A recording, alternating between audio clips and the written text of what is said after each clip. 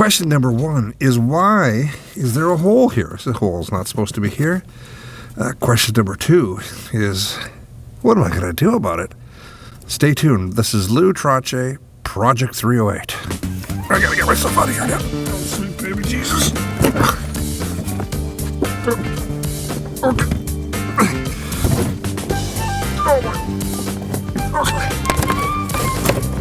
This hole is actually where the air conditioning goes. This car had air conditioning. Somebody rather ruthlessly took it out. I don't know what I'm going to do with that yet. Brake booster here. I have no idea why this line is joined like this. We're going to try and see if I can join that back up to there. This goes to the rear of the vehicle, to the intake manifold, and supplies vacuum to the vacuum booster. This here is the water valve. That's where you, when you're changing your temperature from hot to cold in the car. I would say that's a wine cork if I didn't know any better. Craziness. You see these little points right here. This is missing a bracket here that holds that. I have not been able to find that bracket anywhere. I'm probably going to have to make something. This car is also missing the heater cores. There's one there, there's one there. I have purchased them. They were missing from the car originally. What I'm going to try, and I'm not sure it's going to work, but what I'm going to try is, obviously I'm going to take the master cylinder off first, and then I'm going to try and just sort of lift this whole pedal assembly. This is the pedals where they go down into the cockpit of the car. That's what we're going to do today. Try and restore all this area. So by the magic of video editing, I give you the how did I make it look so easy moment. And I am specifically referring to the task at hand, which is separating the master cylinder reservoir from its body. This freaking thing did not want to come apart. And it is only the polite Canadian part of me that he is using the word freaking instead of the other F word that I really want to use. But I've saved you all the swearing and all the anger, and I've condensed this 20-minute adventure into 2 minutes. You're welcome. Taking the reservoir off at this point, in my humble opinion, is the smart way to do it. There's two reasons. The first one is actually, how do I hold this thing when it's off the car with the amount of force I had to put into it? And the second is there's two bolts at the back side of the master cylinder that go into the booster that are really hard to get to with that reservoir in place. I mean, right now I have this nice convenient hole for me to be able to swing my ratchet down into, but what am I going to do when I don't have this hole anymore?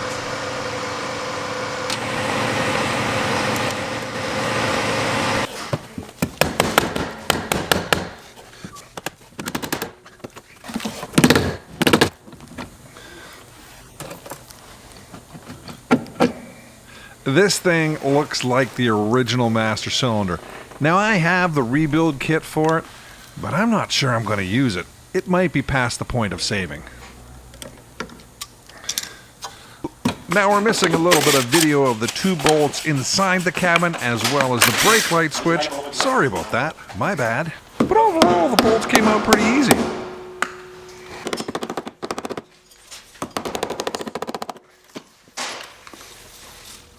And like a late night drinking binge, the moment you break the seal, it all comes right out.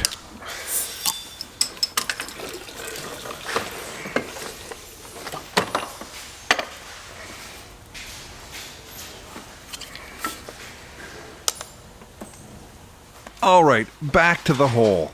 I stared at it for quite some time. Terry came over and offered his opinion that I should make it out of metal with the bead roller. I was kind of thinking, okay, maybe metal might work. But then I went with my gut and I went with fiberglass.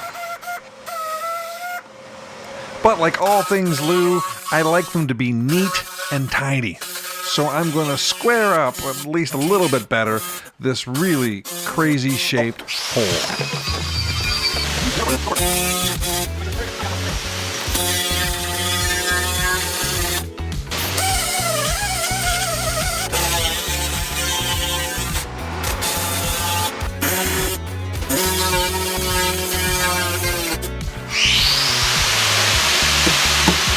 Oh, wow, that's thin.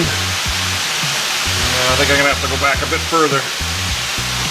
Seems like the fiberglass gets really thin back here.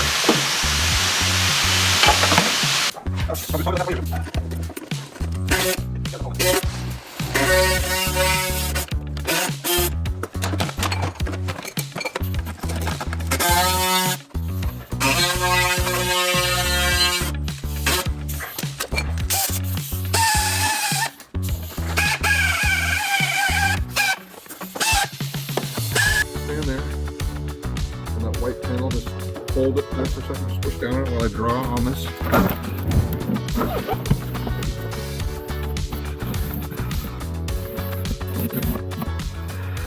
Thank you. Hopefully the method to my madness is becoming clear. The reason I squared up that hole to make it neater is so that I can make a very nice fitting support piece for the fiberglass.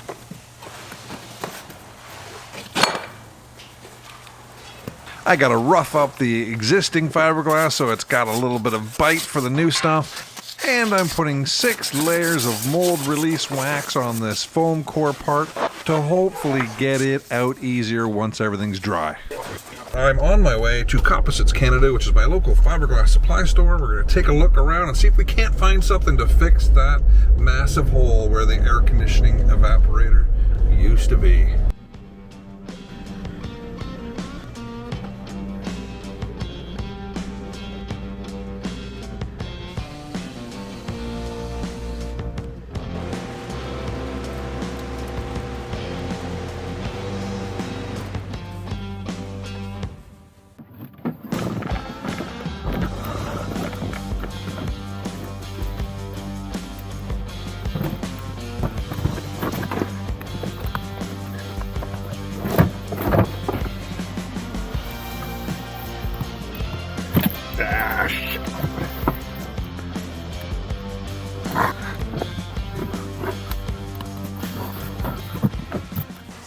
Supposed to release?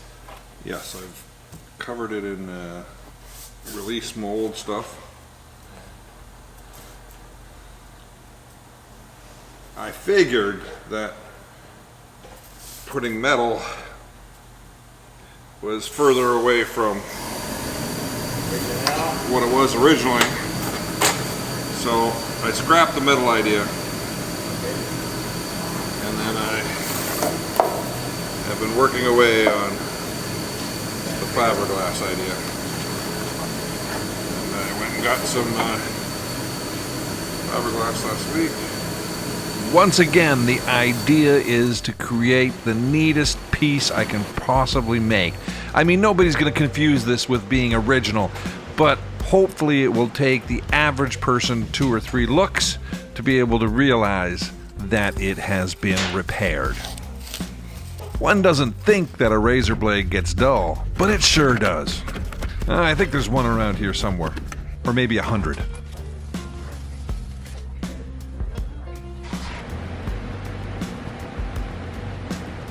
It's been a few years since I've done any kind of fiberglass work, but my old scale still works.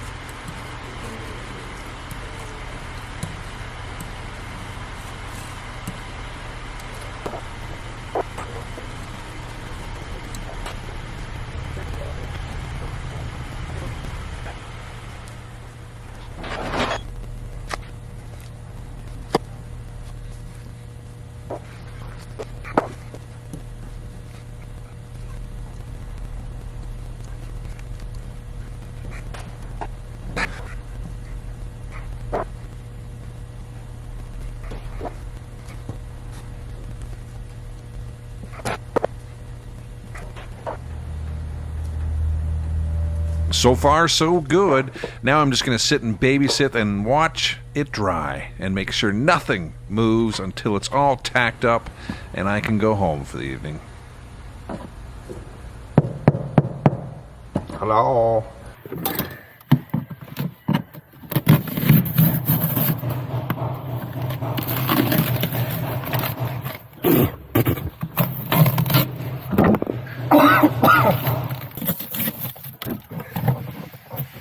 There we go, that's what I was trying to get.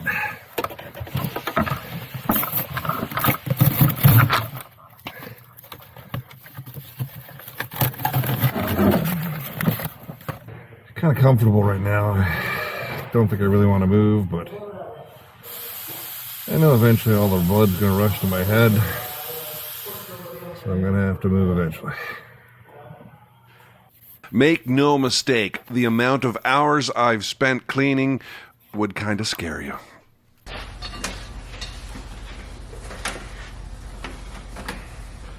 Alright, so I got my old Whisper 1000, my Ronco 1000. The following is a paid program brought to you by Ronco.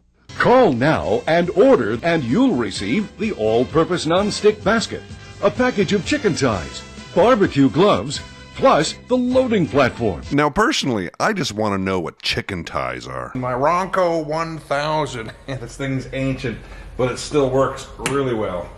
Airline there, smoke stuff there.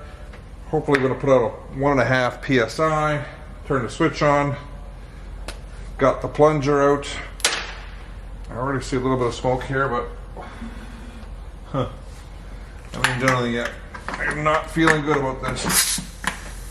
Turn that on. Oh.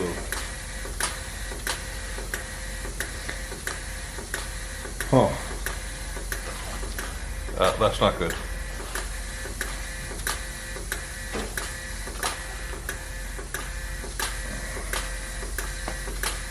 Shit. I guess I need a brake booster. Damn! Lulu. You know, Lou, you are not nearly as good at fixing stuff as you think you are. Who's that? Yes, Lou, I am speaking to you. I think I'm losing it. No, you're not. I just wanted to bring it to the attention of everyone watching that you are not as marvelous at your job as you want them to believe you are. So, in what can only be described as a true Homer Simpson moment, I tested my brake booster incorrectly. Anyways, how about we do it correctly this time? Because I really don't want to have to put another brake booster in this thing if I don't have to. Okay, so what I did, stupidly, is I put my smoke into here, and it came out here, and I said, oh my god, my booster's bad, but this is the same chamber. The diaphragm is here. I need to be testing between the inlet side, which is atmospheric pressure, and the vacuum side. I want to make sure the bladder diaphragm between these two bodies hasn't failed. So plug that hole, smoke in here, and then we're going to look here to see if there's any smoke coming out that side.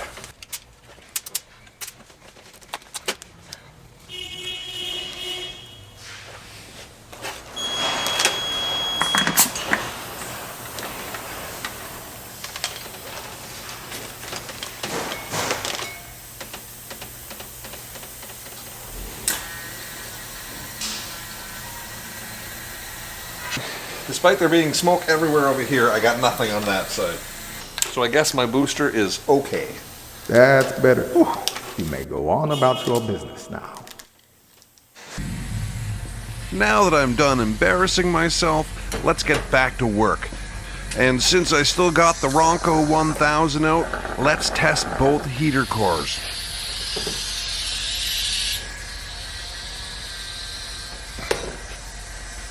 I bought both these heater cores used, and they've got a little bit of damage to them, so I'm just gonna undo the butchery.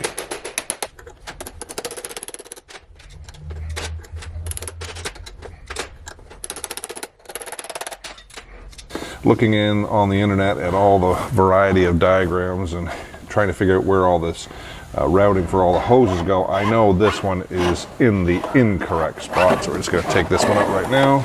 So before I go putting the the pedal box back in, I want to sort out all this down here, get everything back together, start putting the hoses back and the coolant tubes for the radiators and radiators? Radiators.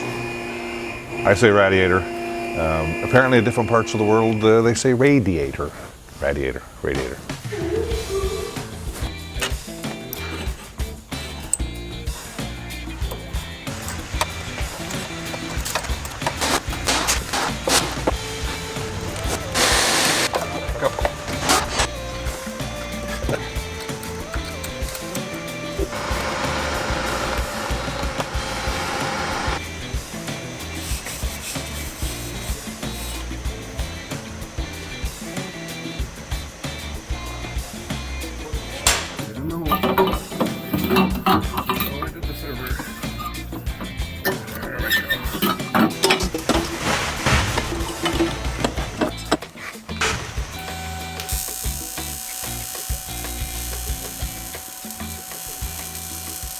This is the coolant pipe on the passenger side of the car. It's the return pipe that takes the slightly cooled coolant back to the engine. Had a small little, what looked like a hairline crack in here, so I just gave it a quick weld to make sure that it was okay, because these things are surprisingly expensive. A viewer named Robert Clark saw that I had a seized radiator cock on my radiator and sent me a little upgrade kit. It attaches to this hose right there, and it makes a little drain system so that you don't have to pop the hose off somewhere and take a shower again like I did. So I'll put the link to this in the description. Thank you very much, Mr. Clark. I appreciate it. Let's put this on.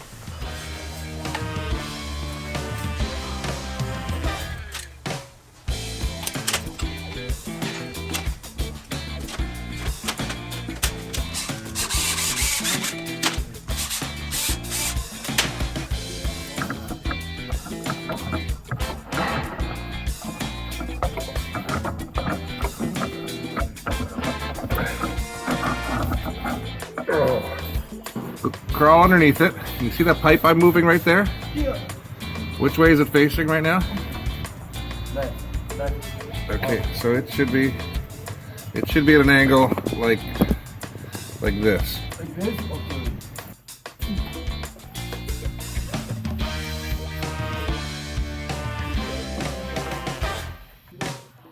Okay. Just push towards me, okay? Yeah, just hold that pressure. There we go. Thank you. Okay. No, just stay there for now.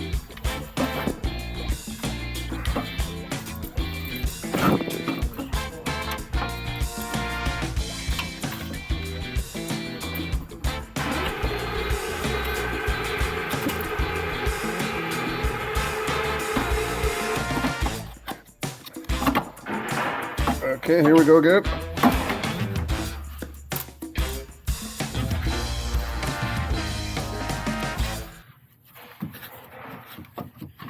Okay, almost there.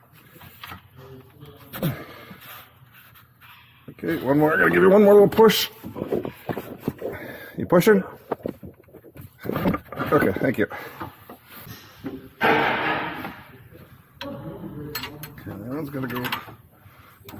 Turn this.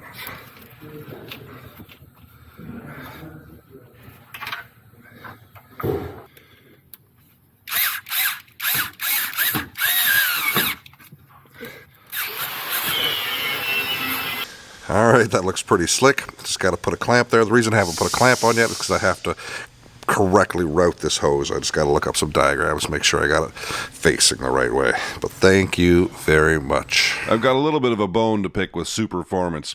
I ordered this hose from them thinking it would be some sort of period correct hose. Well, all I got was heater hose that I could have got at my local parts store for 5 times the price. I'll save those stories for another day because I'm quite simply tired of the struggle. And yes, I know I can probably get the period correct stuff, but every time I have to stop and wait for something, it just slows me down even further. And to be perfectly honest with you, I'm not that concerned about heater hose. What I do find to be hilarious is that Ferrari used what appears to me to be dryer vent duct hose in my car.